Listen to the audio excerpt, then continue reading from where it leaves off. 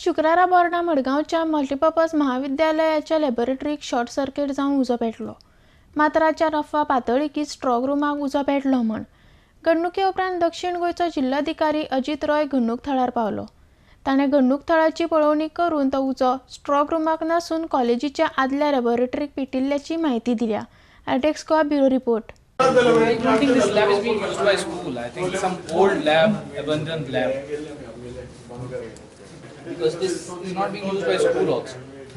Anyway, this building is due for demolition. New building will come up here. In some electrical wire. This incident is gone for the next 20 days. What are the additional precautions you are taking? Precaution, we have disabled electricity in this complex. Disabled. And anyway, our fire tender is also here, and security is also 24 hours. This also, as you can see, it was noted as soon as that smoke came up. So, but now we'll be extra careful.